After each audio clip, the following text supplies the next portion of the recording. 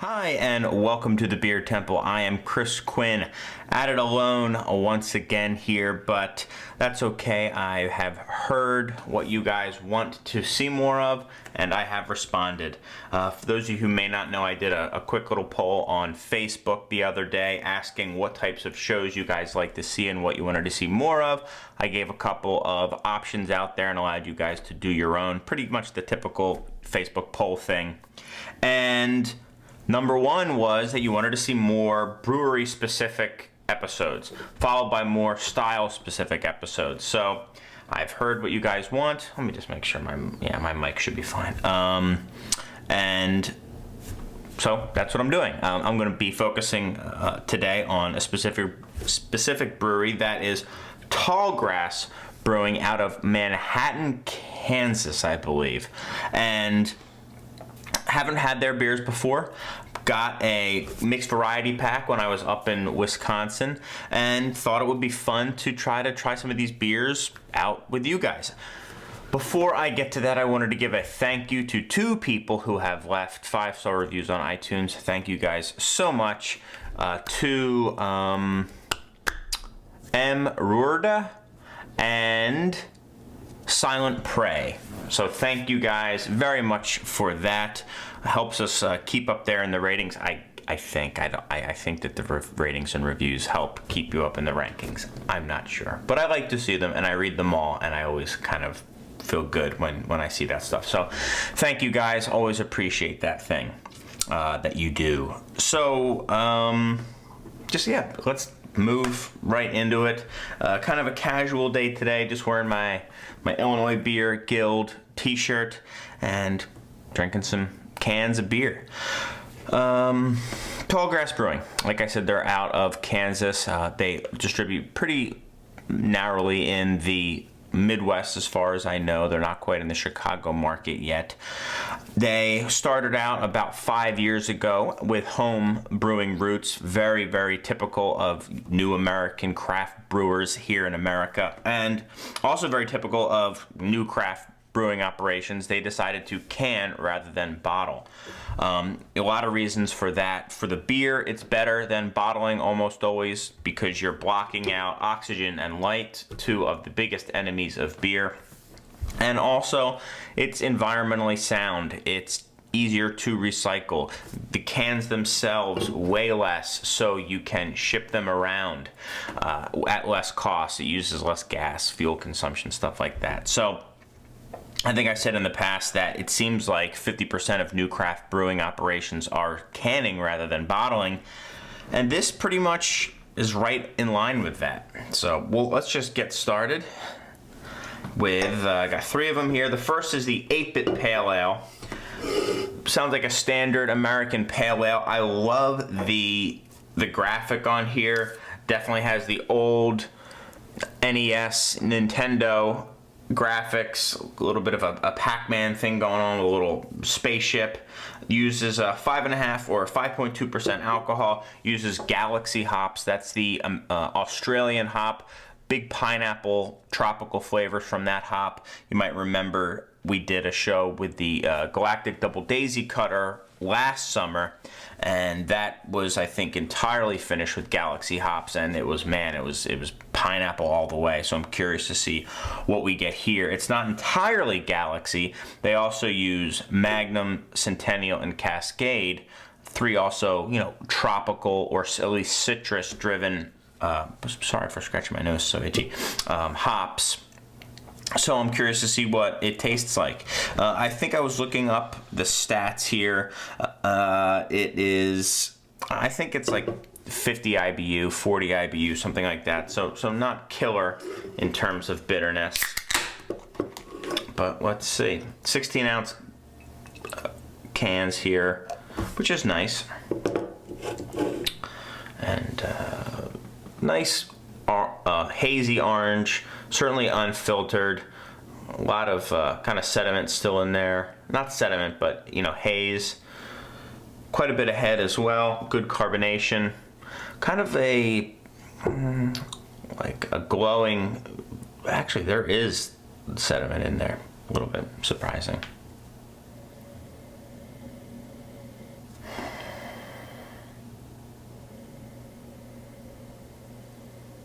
So it's, I mean, I'm definitely getting orange, a little bit of citrus, underlying grainy quality to it. And when I mean that, I almost mean like a cereal grain, like a oatmeal, something like that.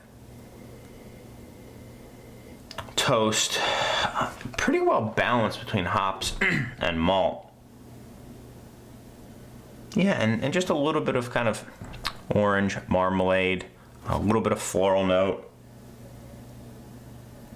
And I get a hint of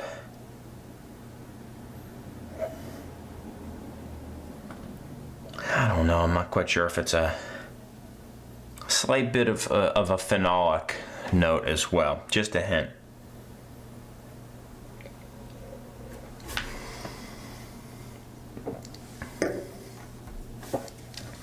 Nice easy drinking beer. It's again quite balanced between the malt and the hops. You get a nice biscuity flavor from the malt, goes well with the orange hopping. That's definitely the dominant. I've got a little like gnat who's just sitting here. He'll come back just to pester me. But well balanced, light on the bitterness as well.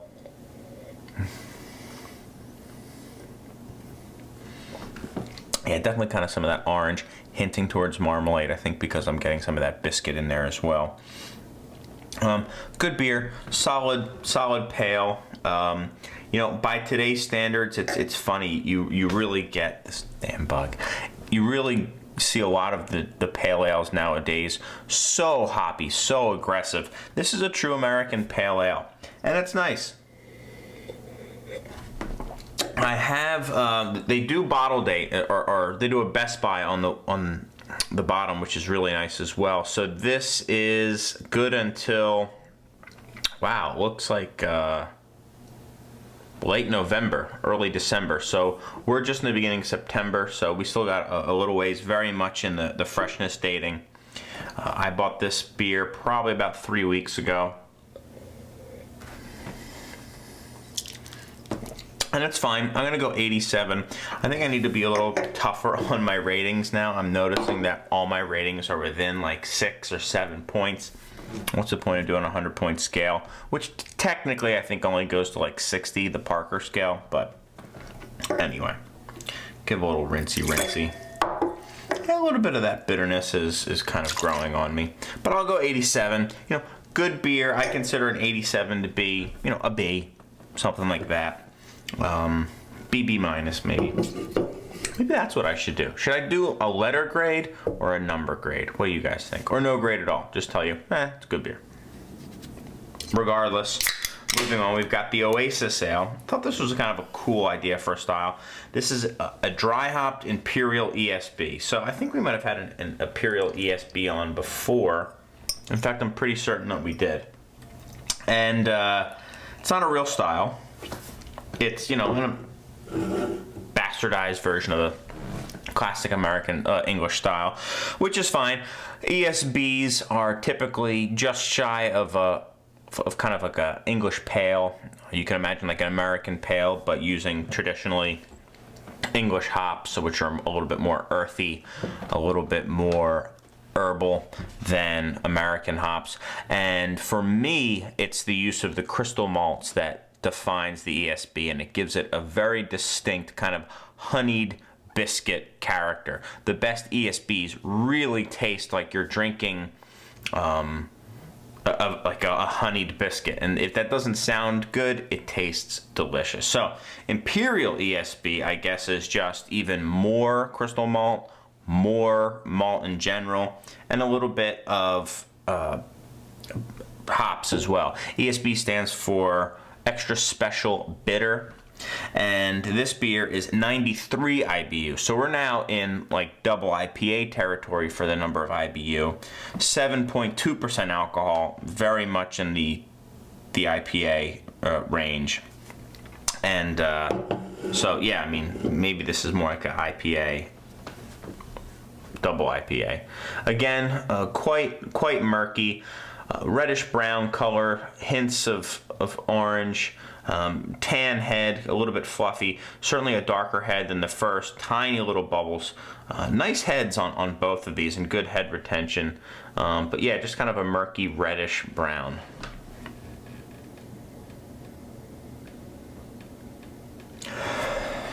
These beers are a little cold. I mean, they taste, you know, nice, but for really getting everything out of it, you want to warm them up a little bit.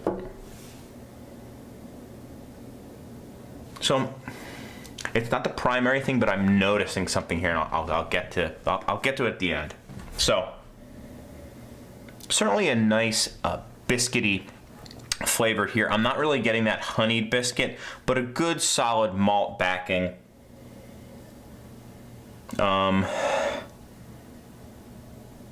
getting more of a kind of a floral, almost rose petal element to it. A little bit of like circus peanut, which I think I've used before, those orange squishy candy peanuts. I'm getting a little bit of that in here. And what I noticed before is I'm getting that same phenolic note that I was getting in the 8-bit pale ale. So it's a little bit of like a fruit rind, like a bitter fruit rind smell to it, or a little bit of well, that's more of like a fuseli thing. There's like a little bit of rose water going on, but there's something there. But overall, it smells nice. It's got a nice kind of toffee caramel thing going.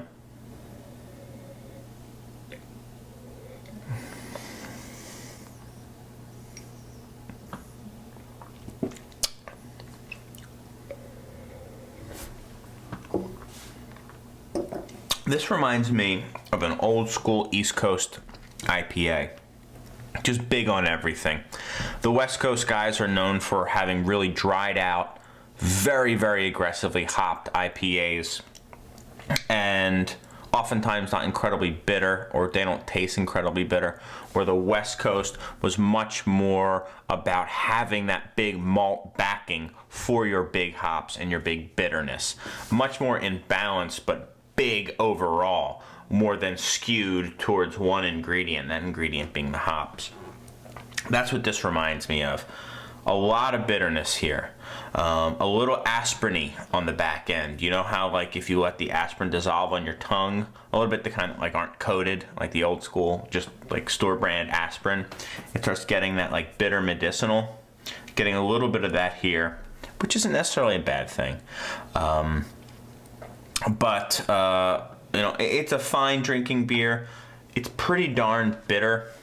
You know, 93 IBU is a lot.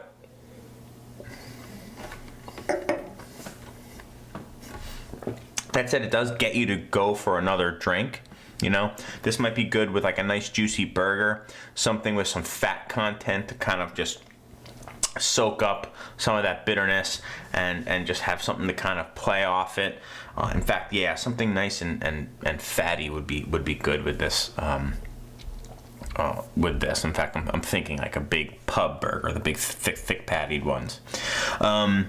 You definitely get some of that marmalade again, toffee marmalade, maybe a little bit of candied apple.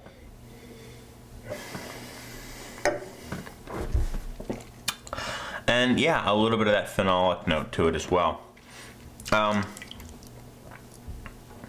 Not entirely doing it for me. If I gave this an 87, I'm going to give this an 86. I'm just going to go a little bit lower.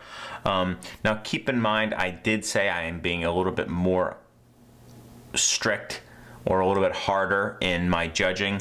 So, you know, again, I give this beer maybe like a BB minus again. You know, it's you know, it's passable. I would certainly drink it, but you know, would I go searching for this beer again myself? No. Now, this is a beer that I think Margaret might like more because she likes a lot of those like intensely bitter beers. Not me. So if you're a big bitter fan, someone who really likes their beers bitter, then this is one for you. In terms of the freshness date, 3/42. So the 342nd day. So that's in December. Well, in the freshness date as well. I wonder how long out. My guess is they might go 6 months.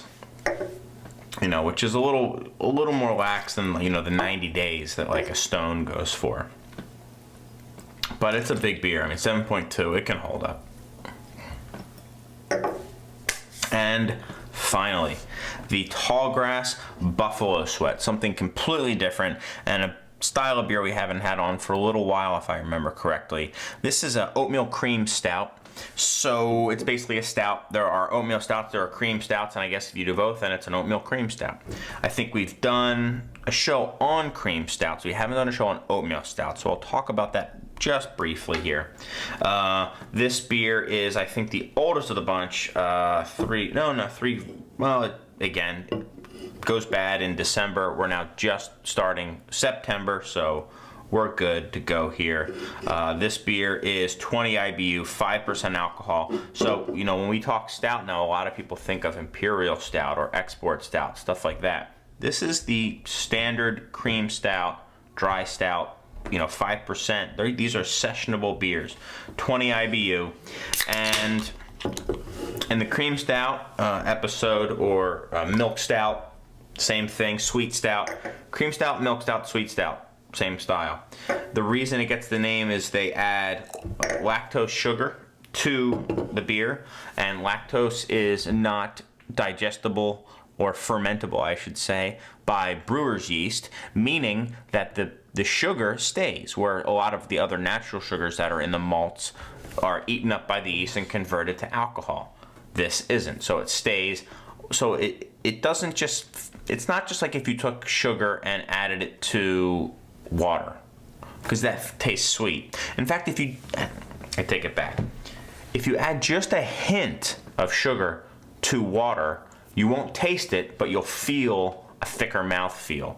I actually did that in a class one time, and it was pretty fascinating. So you don't really taste any sweetness, but it just feels more viscous. It feels a little, creamy. Water isn't quite right, but just a little more full-bodied. And that's really what happens with these sweet stouts or these cream stouts. Depending on how much they put in, it can taste sweet, and oftentimes does. But really, the way I notice it more often is really soft, round mouthfeel, and that's from the residual sugar in there, the lactose that was not fermented out. Now, oatmeal stouts use oats, and often torrefied oats, which means that they're kind of gelatinized or torrefied, pretty much like you would with oatmeal. So I guess that's why they call it an oatmeal stout rather than just an oat stout. And it does very much the same thing. It adds a mouthfeel and also head retention. So you don't often taste oats. They're not used in high quantities. You're not going to get a 100% or even anywhere close oat beer that I know of. And what oats do when added to the grain bill is they add a slick, some people say oily mouthfeel to it. I think slick is a better way. It's just kind of rolls around in your mouth very, very nicely. So I think what I'm guessing here, this beer, low alcohol, lactose sugar, and oats, it's going to be a really kind of chocolatey, creamy, enjoyable beer. Let's see if I'm right. So very dark beer. Can't really see through it. Holding it up to the light, I see that it really is a very dark brown beer at the edge. There's highlights of kind of lighter brown. Margaret likes to say kind of a burnt butter or browned butter, and not as much head retention. I was talking about how oats are so great for it. Tiny little bubbles that are just creating a thin film across the top.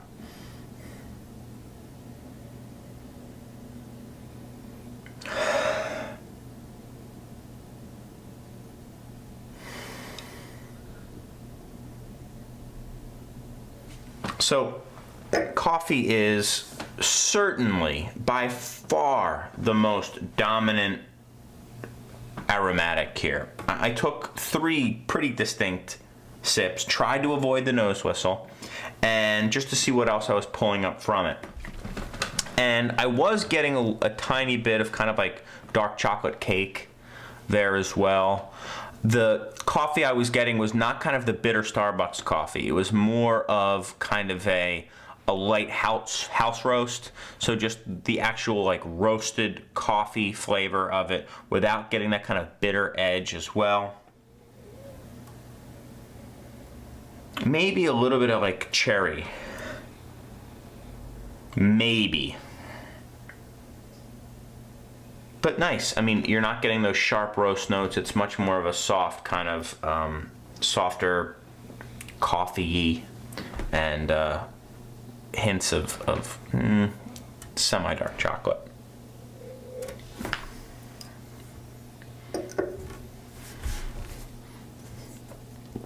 Yeah, so this beer, it's funny, definitely got that slickness that I was talking about.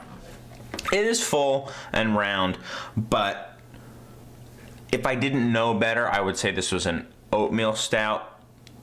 I wouldn't necessarily guess that there was lactose in here. It does have some residual sweetness to it, but you know, you can have that in a beer without cream or lactose in it.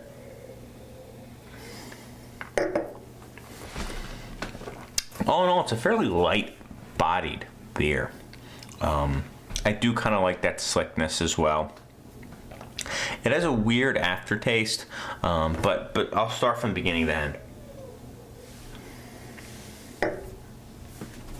So the first thing you notice is, wow, this beer's pretty light.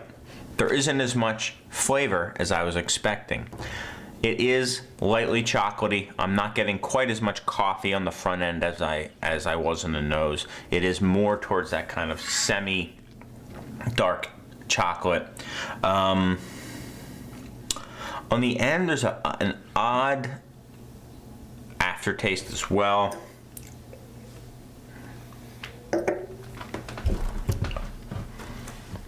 Kind of watery and maybe saccharine, like an artificial sweetener thing, like a Coke Zero or something like that, where it just got that, it's not quite sugar, and I don't think it's the lactose. It's just something in there that reminds me of like kind of a saccharine flavor as well. Again, it's fine. I've had better examples. This isn't kind of doing it for me personally. I'm gonna go 86 as well. I think the 8-bit was the best of the three, and that's kind of it. You know, they also make quite a few other beers, but these three I thought were kind of cool. These are the ones I wanted to focus on. You don't really see an oatmeal cream stout or an Imperial dry hopped ESB. I see a lot of pale ales, but this is a pretty cool can. You know, it's worth getting a 6-pack of these just because, you know, the packaging's pretty cool. I mean, you shouldn't drink based on packaging, but there's worse things to base your beer on. So there you go. Some Kansas beer for you. Hope you guys enjoyed the show. Keep the comments coming in. Thanks to everyone who's left a rating or review or filled out that survey that I did on Facebook. That means survey. And really, that's it, guys. Well, I already said all that, so I guess I'll just end it at this point. Until next time, I've got some good craft beer in a can to drink, and I hope you do too.